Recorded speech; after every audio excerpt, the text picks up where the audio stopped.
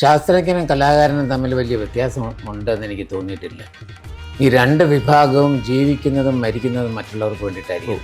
ISROയിൽ നിന്ന് രാജിവെക്കുമ്പോൾ എൻ്റെ കുഞ്ഞുങ്ങൾ UKG-യിലാണ്. ഒരാൾ UKG-യിൽ, ഒരാൾ പഠിക്കാൻ ക്ലാസ്സിൽ പോയി തുടങ്ങിയിട്ടില്ല. അപ്പോൾ ഈ കലാകാരൻ്റെ ഏറ്റവും വലിയ ധർമ്മം എന്ന് പറയുന്നത് you go by the inner command.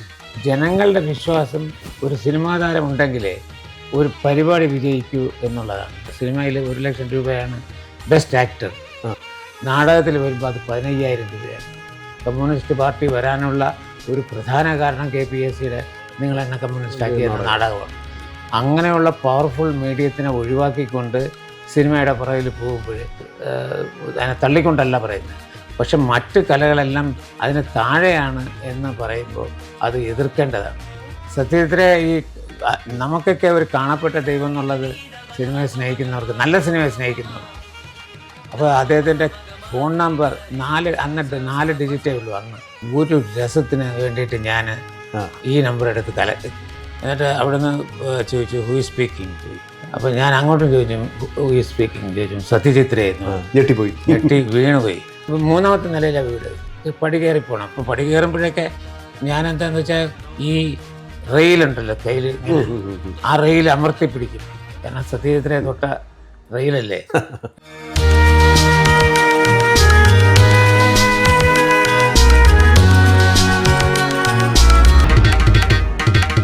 നമസ്കാരം. കഴിഞ്ഞ അരനൂറ്റാണ്ടിലേറെയായി കലാകേരളത്തിൻ്റെ തിരുമുറ്റത്ത് തണൽ വിരിച്ചു നിൽക്കുന്ന ഒരു വടവൃക്ഷത്തിൻ്റെ മുന്നിലാണ് ഞാൻ ഇരിക്കുന്നത്. സൂര്യകൃഷ്ണമൂർത്തി ഈ കഴിഞ്ഞ അരനൂറ്റാണ്ട് കൊണ്ട് കലയ്ക്കും കലാകാരന്മാർക്കും അദ്ദേഹം കച്ചവട മനോഭാവമില്ലാതെ നൽകിയ സംഭാവനകൾ വളരെ അമൂല്യമാണ്. കേരളത്തിൻ്റെ ഒരു പക്ഷേ കലാശാഖ ഇത്രയും വളർന്നതിന് പിന്നിലും അദ്ദേഹത്തിൻ്റെ ചെറുതല്ലാത്ത പങ്ക് നമുക്ക് കാണാൻ കഴിയും. നമുക്ക് അദ്ദേഹവുമായി സംസാരിക്കാം. സാർ നമസ്കാരം. നമസ്കാരം. തീർച്ചയായിട്ടും കഴിഞ്ഞ 50 വർഷക്കാലം എത്തുന്നു. 48 വർഷം സൂര്യ 50 വർഷം കഴിഞ്ഞു. അതെ. എങ്ങനെ കാണുന്നു ഈ ഒരു പക്ഷേ ബഹിരാകാശ ഗവേഷകനായി അറിയപ്പെടുന്നതിൽ നിന്നും മാറി ഒരു വ്യത്യസ്തനായിട്ട് ഒരു കലാകാരനായി ഇപ്പം സൂര്യകൃഷ്ണമൂർത്തി അറിയപ്പെടുന്നു? എങ്ങനെ സംതൃപ്തമാണോ ഈ കലാജീവിതം? വളരെ ശാസ്ത്രജ്ഞനും കലാകാരനും തമ്മിൽ വലിയ വ്യത്യാസമുണ്ടെന്ന് എനിക്ക് തോന്നിയിട്ടില്ല. ഈ രണ്ട് വിഭാഗവും ജീവിക്കുന്നതും മരിക്കുന്നതും മറ്റുള്ളവർക്ക് വേണ്ടിയിട്ടായിരിക്കണം. രണ്ട് വിഭാഗം. മറ്റേ കോൺട്രാക്ടറോ അല്ലെങ്കിൽ ഒരു കച്ചവടക്കാരനോ അവർ പൈസ സമ്പാദിക്കാനായിട്ടാണ്. പക്ഷേ ഒരു ശാസ്ത്രജ്ഞൻ എന്തെങ്കിലും കണ്ടുപിടിക്കുന്നത് ലോകത്തിന് വേണ്ടിയിട്ടാണ്. കലാകാരനും അങ്ങനെ ആയിരിക്കണം അയാളുടെ ജീവിതം. മറ്റുള്ളവർക്ക് വേണ്ടിയിട്ട് ടു പ്യൂരിഫൈ അതേഴ്സ് അല്ലെങ്കിൽ ടു എൻലൈറ്റൻ അതേഴ്സ് ആയിരിക്കണം ഒരു കലാകാരൻ്റെ ജീവിതവും. ഈ രണ്ട് വിഭാഗം ആൾക്കാരും കലയെ അല്ലെങ്കിൽ ശാസ്ത്രത്തെ വിൽക്കാൻ പാടില്ല എന്നുള്ളൊരു ഉറച്ച വിശ്വാസം ആദ്യമേ എൻ്റെ മനസ്സിൽ ഉണ്ടായിരുന്നു. അങ്ങനെ വിറ്റ് കഴിഞ്ഞാൽ നമ്മൾ അവരെ കച്ചവടക്കാരെന്ന് വിളിക്കാനുള്ള ധൈര്യവും ഉണ്ടാവണം എന്നുള്ളതാണ് എൻ്റെ അഭിപ്രായം. നമ്മളൊരു ശാസ്ത്രീയ സംഗീതം എടുത്തു കഴിഞ്ഞാൽ ക്ലാസിക്കൽ മ്യൂസിക് എന്നുള്ളതിൻ്റെ മലയാളം ശാസ്ത്രീയ സംഗീതം എന്നാണ്. അതിൽ ഏറ്റവും പ്രധാനപ്പെട്ട ഘടകമെന്ന് പറയുന്നത് കണക്കാണ്. കണക്കെന്ന് പറയുന്ന സയൻസാണ്. അപ്പം ഇത് രണ്ടും വേർതിരിച്ച് കാണാനായിട്ട് നമുക്കാവില്ല.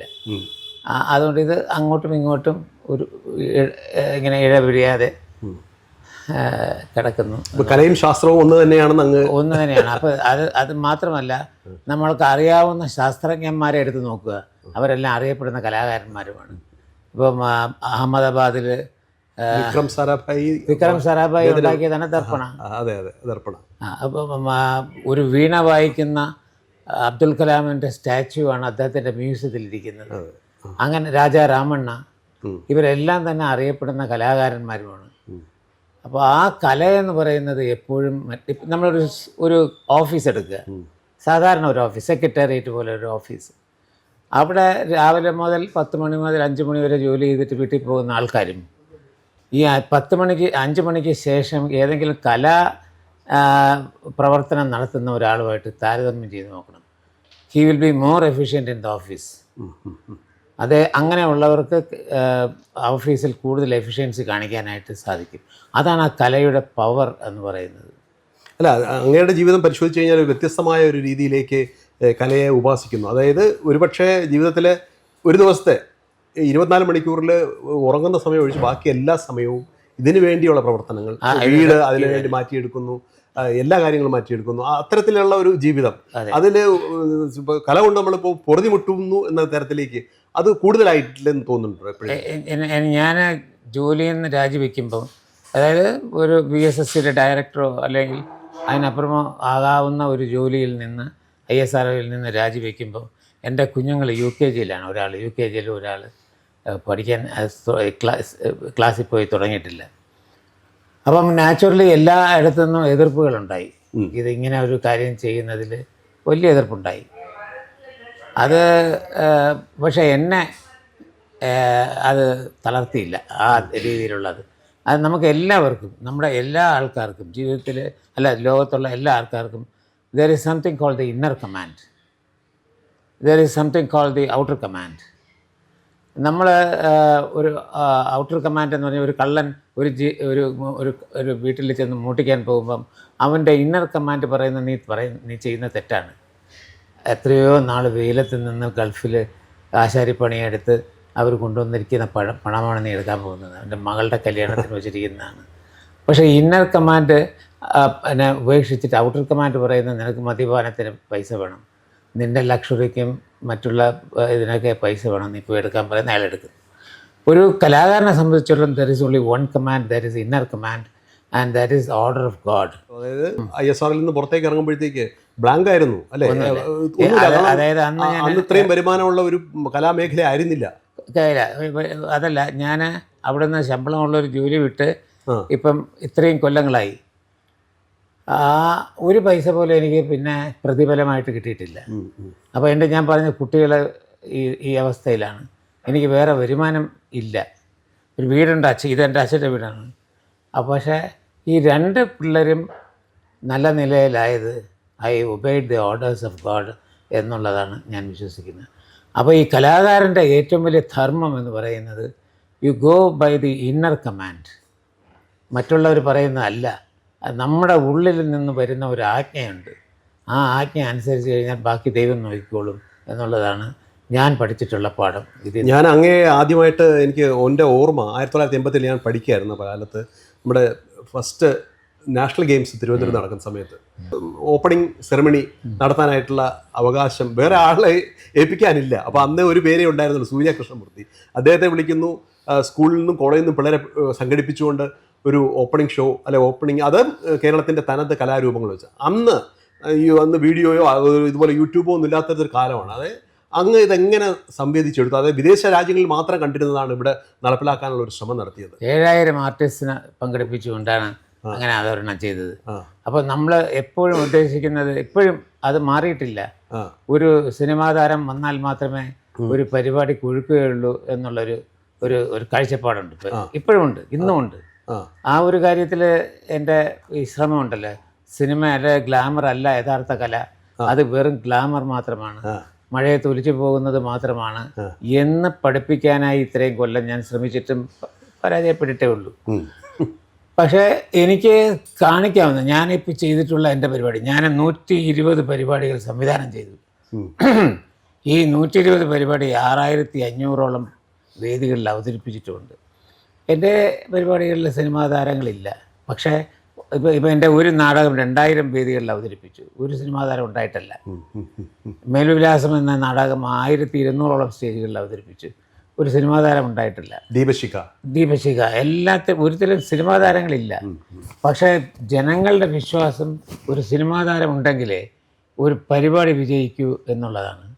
ആ രീതിയിലാണ് കാര്യങ്ങൾ പോകുന്നത്. ഇപ്പം വലിയ വലിയ പൂജകൾ നടക്കുന്നു ഇവിടെ, രുദ്രാഹോമം അല്ലെങ്കിൽ മഹാഗണപതി ഹോമം, ഇതൊക്കെ നടക്കുമ്പോഴും ഒരു സിനിമാ താരം ഇല്ലെങ്കിൽ പൂർത്തിയാകുന്നില്ല എന്നുള്ള രീതിയിൽ അവസ്ഥയിലേക്ക് നമ്മൾ പോവുകയാണ്. അതൊരു വളരെ ഡേഞ്ചറസ് ആയിട്ടുള്ളൊരു കാര്യമാണ്. ഇവരെ കണ്ടുകൊണ്ട്, ഇവരുടെ ഗ്ലാമറും ഇവരുടെ പണവും ഇവരുടെ ഹുങ്കും എല്ലാം കണ്ടുകൊണ്ട് ആൾക്കാർ ധരിക്കുന്ന എല്ലാ കലാകാരന്മാരും ധനികരാണ്, സമ്പന്നനായിട്ട് ജീവിക്കുകയാണെന്നുള്ളതാണ്. ഒരു നേരം ഭക്ഷണം കഴിക്കാനില്ലാത്ത കലാകാരന്മാരുണ്ട്. അവരെന്നും അവരുടെ കലയ്ക്ക് വേണ്ടിയിട്ട് ജീവിക്കുന്നവരാണ്.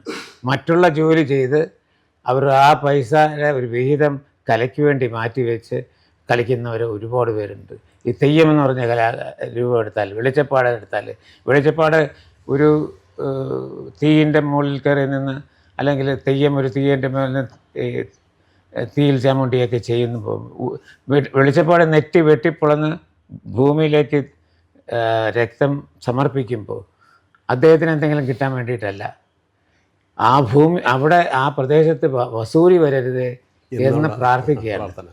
അതിൽ ആൾക്കാരെ രസിപ്പിക്കാൻ വേണ്ടിയിട്ടുള്ളതല്ല. നാണയത്തുട്ടുകൾ ചിലപ്പോൾ കിട്ടിയെന്നിരിക്കും, അത് നാണയത്തുട്ടുകൾ കിട്ടിയെന്നിരിക്കും. ഈ നാണയത്തുട്ടുകൾ കൊണ്ട് ജീവിക്കാനാവുമോ? അല്ല, അങ്ങ് പറഞ്ഞിട്ടുണ്ട് പല ഈ കാക്കാരശ്ശി നാടകമായിരുന്നാലും തോൽപ്പാവാക്കൂത്തായിരുന്നാലും കഥാപ്രസംഗമായിരുന്നാലും ആ കലാകാരന്മാരുടെ വീടൊക്കെ ശുഷ്കമാണ്. അവരുടെ വീടുകളിൽ അടുപ്പ് എരിയുന്നത് പല ദിവസങ്ങളിലായിരിക്കും, വല്ലപ്പോഴും ആയിരിക്കും. അതൊക്കെ വലിയ കഷ്ടമാണ്. അത് ഈ ഗ്ലാമർ മുന്നിൽ നിന്നുകൊണ്ട് എപ്പോഴും ഇവരെ കാണിച്ചുകൊണ്ട് ഇവരുടെ ആർഭാടവും. അല്ല, അന്ന് ഒരു ഓണാഘോഷം വരിക അല്ലെങ്കിൽ സൂര്യാകൃഷ്ണമൂർത്തിയുടെ ഒരു ഇവന്റ് വരിക എന്നുള്ളത് അവരുടെ ഒരു ഏറ്റവും വലിയൊരു ആകർഷണം ആയിരുന്നു. തീർച്ചയായും. മാത്രമല്ല അവർക്ക് അത് ഒരു മാറ്റം കൊണ്ടുവരാനും കഴിയുമല്ലേ? തീർച്ചയായിട്ടും കൊണ്ടുവരാനായിട്ട് സാധിച്ചു. പക്ഷെ ഞാൻ ഉദ്ദേശിച്ച അളവിൽ അവരെ റെക്കഗ്നൈസ് ചെയ്യപ്പെടുന്നില്ല. ഇപ്പം നാടകവും സിനിമയും തന്നെ എടുത്താൽ തന്നെ ഇപ്പം ഈ രണ്ട് വിഭാഗത്തിലാണ് സാംസ്കാരിക വകുപ്പ് മത്സരം നടത്തി first prize, second prize, best director, best ആക്ടറൊക്കെ കൊടുക്കുന്നത്. അപ്പോൾ ഒരു സിനിമയുടെ ഇത് വരുമ്പോൾ ഇന്ന് അനൗൺസ് ചെയ്ത് കഴിഞ്ഞാൽ ആരാണ് ജൂറി ചെയർമാൻ, ആരൊക്കെയാണ് ജൂറിയിലെ അംഗങ്ങൾ, എന്തൊരു പ്രാധാന്യമാണ് കൊടുക്കുന്നത്. ഇതെല്ലാം കഴിഞ്ഞിട്ട് ഒരു വലിയ സദസ്സും ഒരുപാട് രൂപ മുടക്കി അതിനുള്ള അവാർഡ് ഫംഗ്ഷനും ഒക്കെ നടക്കുന്നു. എന്നിട്ട് അതുപോലെയാണ് നാടകത്തിന് നടത്തുന്നത്. നാടകത്തിന് ആ ഒരു ആൾക്ക് 1,00,000 രൂപ, സിനിമയിൽ 1,00,000 രൂപയാണ് ബെസ്റ്റ് ആക്ടർ, മറ്റ് 1,00,000 രൂപയാണ് ബെസ്റ്റ് ആക്ട്രസ്, ബെസ്റ്റ് ഡയറക്ടർ 1,00,000 രൂപ. നാടകത്തിൽ വരുമ്പോൾ അത് 15,000 രൂപയാണ്. എന്നിട്ട് ഈ ചടങ്ങ് നടത്തിയാലായി ആരും വരില്ല. എങ്ങനെയുള്ളവരാണ്? ഇപ്പോൾ ഈ നാടകത്തിൽ കൂടി ഒരു രാഷ്ട്രീയ പ്രസ്ഥാനം വളർന്നതാണ്. നിങ്ങളെന്നെ കമ്മ്യൂണിസ്റ്റാക്കി എന്ന നാടകത്തിൽ കൂടി ഒരു ഭരണമാറ്റം സംഭവിച്ചതാണ്. ഇവിടെ ആദ്യം കമ്മ്യൂണിസ്റ്റ് പാർട്ടി വരാനുള്ള ഒരു പ്രധാന കാരണം KPSCയുടെ നിങ്ങളെന്നെ കമ്മ്യൂണിസ്റ്റാക്കി എന്ന നാടകമാണ്. അങ്ങനെയുള്ള പവർഫുൾ മീഡിയത്തിനെ ഒഴിവാക്കിക്കൊണ്ട് സിനിമയുടെ പുറകിൽ പോകുമ്പോൾ, സിനിമ മോശമാണെന്നല്ല പറയുന്നത്, സിനിമ തീർച്ചയായിട്ടും വലിയൊരു മീഡിയമാണ്, അത് അതിനെ തള്ളിക്കൊണ്ടല്ല പറയുന്നത്. പക്ഷെ മറ്റ് കലകളെല്ലാം അതിന് താഴെയാണ് എന്ന് പറയുമ്പോൾ അത് എതിർക്കേണ്ടതാണെന്ന്. അതാണ് അങ്ങ് ഇത്രയും കാലമായിട്ടും അങ്ങ് സിനിമയിൽ കൈവച്ചില്ല. തുടക്കം എന്നുള്ളൊരു എൻ്റെ തിരക്കഥകൾ, എൻ്റെ കഥ സിനിമ ആയിട്ടുണ്ട്. പക്ഷേ ഞാൻ ഷൂട്ടിംഗ് സൈറ്റിൽ പോകില്ല. That is not my field. ഞാൻ പോകില്ല. അവരൊക്കെ ഇവിടെ വരും, ഇവിടെ എല്ലാ സൗഹൃദമുണ്ട്. പക്ഷെ ഞാൻ ആ ഫീൽഡിൽ ഞാൻ ഫിറ്റിൻ ചെയ്യില്ല എന്നുള്ളതുകൊണ്ട് ഞാൻ ഇതുവരെ പോകില്ല. അങ്ങയുടെ നമ്മുടെ ഈ ചെറുപ്പക്കാർക്ക് ഉണ്ടായിരുന്ന, എൻ്റെ കാലത്തുണ്ടായിരുന്ന യുവാക്കൾക്കൊക്കെ കടപ്പാടുള്ളത് പല ലെജൻസിനെയും, സത്യജിത് റേ, മൃണാൾ സെൻ, അവരെയൊക്കെ, നസുദ്ദീൻ ഷാ, അവരെയൊക്കെ കേരളത്തിലേക്ക് കൊണ്ടുവന്നതും അവരൊക്കെ ഒരുപക്ഷെ എനിക്ക് തോന്നുന്നു സത്യജിത് റേ ആദ്യം കൊണ്ടുവന്നത് ഒരിക്കലേ വന്നിട്ടുള്ളൂ. അദ്ദേഹത്തെ കൊണ്ടുവന്നത് അങ്ങാണ് അല്ലേ? അതെ. അതുപോലെ അദ്ദേഹത്തിന്റെ ഒരു ജൽഘർ എന്നുള്ള ഒരു ജൽസ അതും അതിന്റെ പേരിൽ ഒരു പ്രോഗ്രാം ഒക്കെ നടത്തിയത് നമ്മളിവിടെ നടത്തുകയാണ് ഇപ്പോഴും. എല്ലാ കൊല്ലവും നടത്തുന്നത്, 50 കൊല്ലമായിട്ട് നടത്തുന്നുണ്ട്. ജൽസാഗർ ചേംബർ കോൺസെർട്ട്.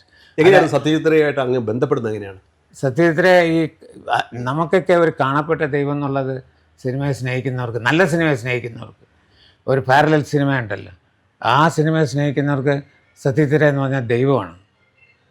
അപ്പോൾ അദ്ദേഹം എന്ന് പറഞ്ഞാൽ ഞങ്ങൾക്കൊന്നും എത്തിപ്പെടാൻ പറ്റാത്ത ഒരു മേഖലയിൽ നിൽക്കുന്ന ഒരാളാണ്. ഒരിക്കൽ എനിക്ക് ISRO ഇന്ന് ഒഫീഷ്യലായിട്ട് കൽക്കട്ടയിൽ പോകേണ്ടി വന്നു. കൽക്കട്ടയിൽ പോകുമ്പോൾ ഞാൻ കാണുന്നത് റോഡിൽ ട്രെയിനിലാണ് പോയത്. എന്നിട്ട് എൻ്റെ ഗസ്റ്റ് ഹൗസിലോട്ട് പോകുമ്പോൾ, ISROയുടെ ഗസ്റ്റ് ഹൗസിലോട്ട് പോകുമ്പോൾ റോഡിൽ കാണുന്ന മുഴുവനും സത്യജിത് റേയുടെ കഥാപാത്രങ്ങളെയാണ്. എനിക്ക് അങ്ങനെ കാണാൻ പറ്റുന്നുള്ളൂ.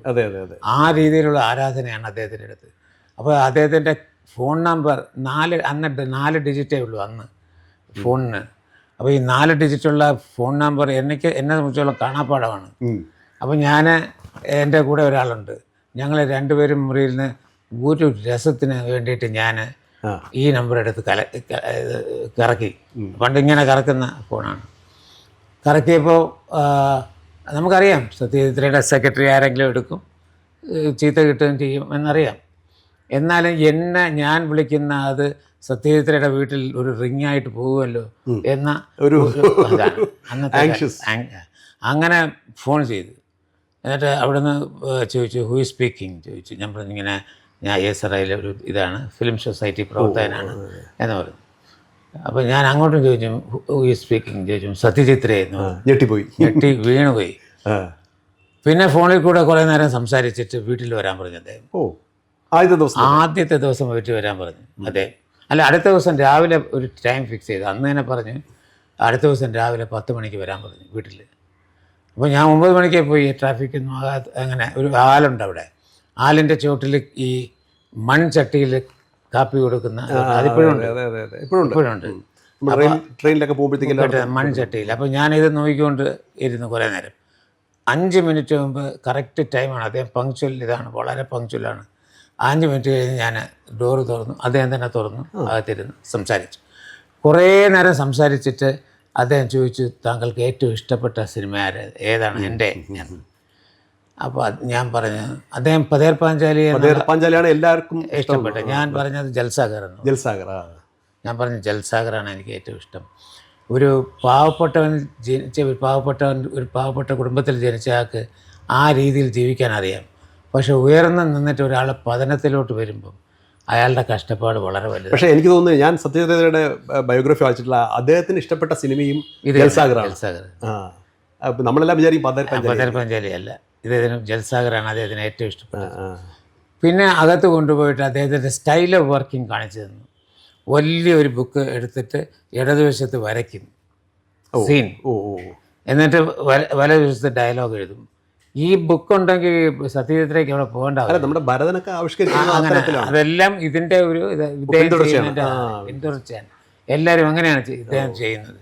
ആ രീതിയിൽ അദ്ദേഹത്തിനെ കണ്ടു. എന്നിട്ട് ഞാൻ പോകാൻ നേരത്ത് ഇറങ്ങി. എന്നിട്ട് ഞങ്ങൾ 3ാമത്തെ നിലയിലാണ് വീട്. പടി കയറി പോകണം. അപ്പോൾ പടി കയറുമ്പോഴൊക്കെ ഞാൻ എന്താണെന്ന് വെച്ചാൽ ഈ റെയിലുണ്ടല്ലോ കയ്യിൽ ഇങ്ങനെ, ആ റെയിൽ അമർത്തി പിടിക്കും.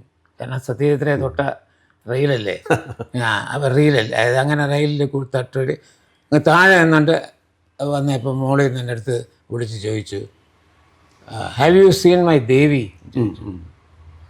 ഞാൻ പറഞ്ഞു that is one film I could not see എന്ന് പറഞ്ഞു. കം അപ്പ് എന്ന് പറഞ്ഞു. പിന്നെ ഉടനെ ഓടി മോളിൽ പോയി.